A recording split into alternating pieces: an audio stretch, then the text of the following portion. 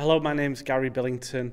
I've suffered from psychosis now for 12 years, and this is a little bit of my journey and what I've been through over those 12 years, and I'm hopefully going to talk about a little bit about volunteer work as well that helps me to look after my well-being and my mental health. I started volunteering in 2011.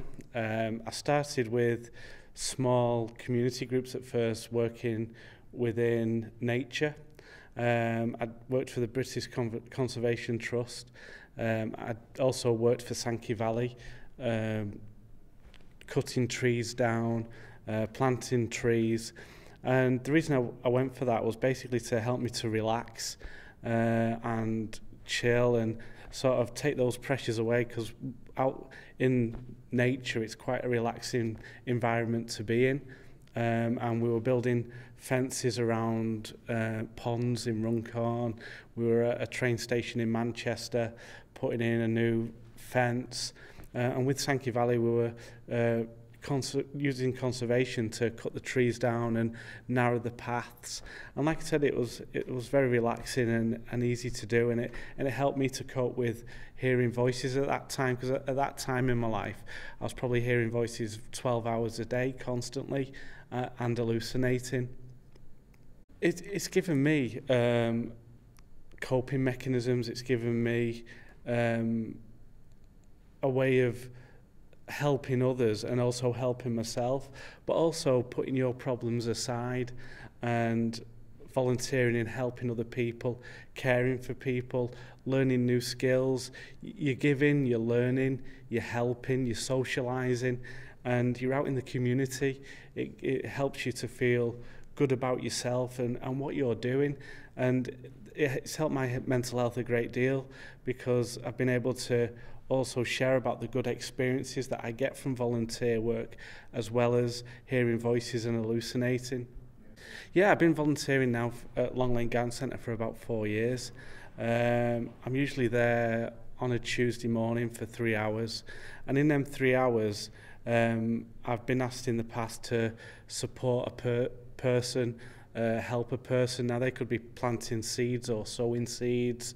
We could be digging up the garden centre, laying a new path, also doing woodwork, and also at the moment I'm working on cleaning the bikes and selling them, raising funds for Long Lane Garden Centre. I've even been out into the community at IKEA, selling plants in Golden Square, setting up a table, just making people aware of what Long Lane Garden do. Long Lane Garden Centre is a big part of my volunteering, because when I do go on a Tuesday morning, I'm in an amazing place with amazing people who leave their problems at the door and just enjoy life.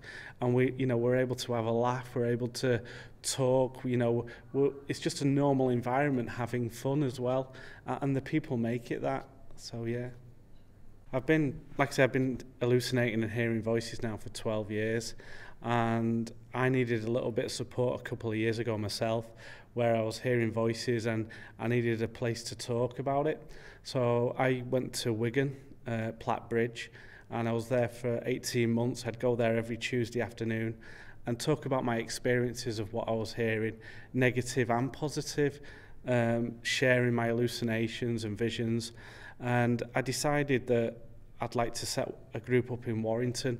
So off that basis, I decided to ask Creative Remedies about a Hearing Voices group, and Creative Remedies kindly got me Allen Street Day Centre, and I now facilitate a Hearing Voices group. We've been going over 12 months, and we're averaging 6 or 7 people, and we've had a maximum of about 12.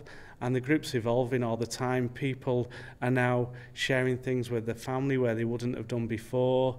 We're doing a logo in art to promote the group.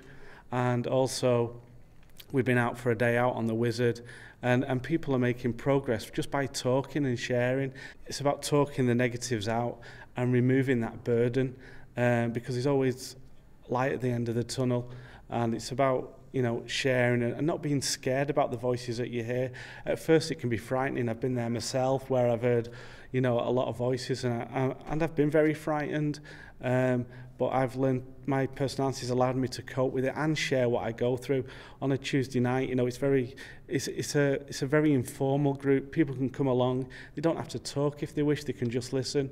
But what is said there is confidential and private, and that's important because they want to feel normal and they want to be able to talk in a natural environment and know that what they're saying won't be shared, but also what they're saying is being released from them, which is very important.